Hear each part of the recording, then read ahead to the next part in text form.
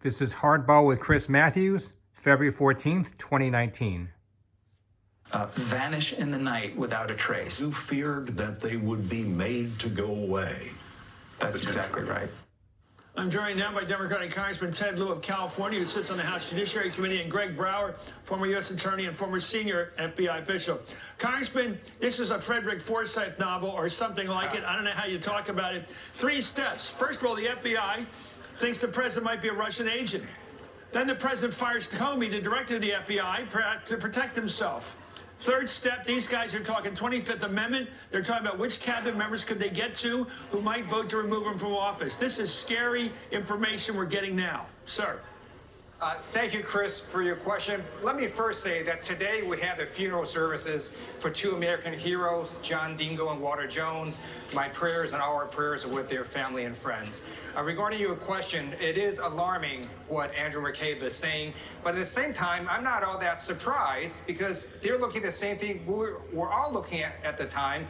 You had a president that was acting bizarrely towards Russia, who had fired Comey in what looked like obstruction of justice, and the president kept making false statements on a daily basis. It's not as if the 25th Amendment wasn't something that lots of people were talking about, and it's been a hashtag for quite a long time.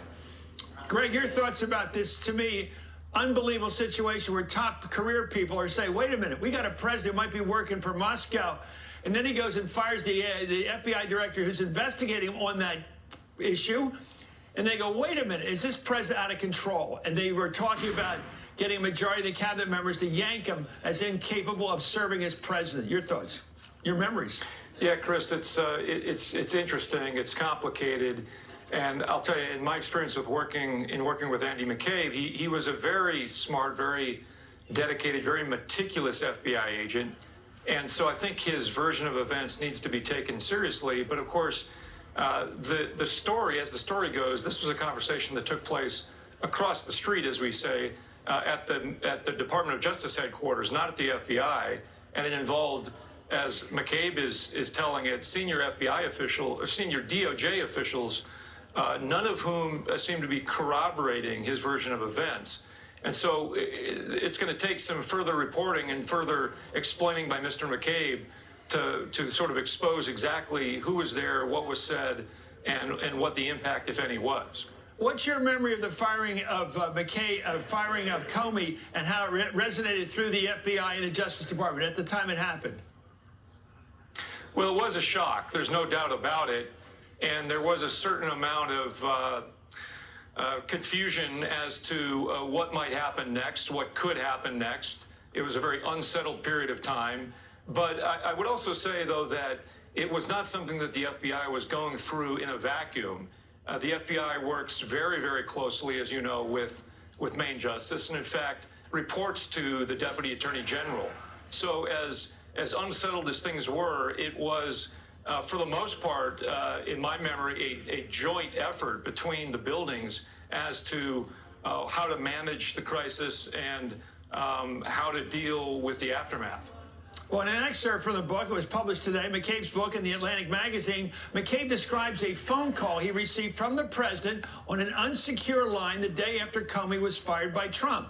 McCabe writes that Trump said, I received hundreds of messages from FBI people how happy they are that I fired him. According to McCabe, however, the reality was you would see small groups gathering in hallways, some people even crying. The overwhelming majority liked and admired Director Comey. McCabe adds that the president was upset that Comey was allowed to fly home from California on a government plane after he had fired him. Quote, the president flew off the handle saying, that's not right, I don't approve of that. Well, then the president asked about McCabe's wife, who had lost a race for Congress 2 years earlier. McCabe writes that Trump said, yeah, that must have been really tough, to be a loser. Congressman, I don't know. We're going to find out more, but I trust McCabe on this. He is in conversations talking about the 25th Amendment, the president being incapable of being president. If you read the Department of Justice statement in response to McCabe, it's very carefully worded. It looks to me like one of those non-denial denials. And Rod Rosenstein doesn't deny saying those words about the 25th Amendment. What they're saying is Rosenstein believed he had no basis for it. That's different.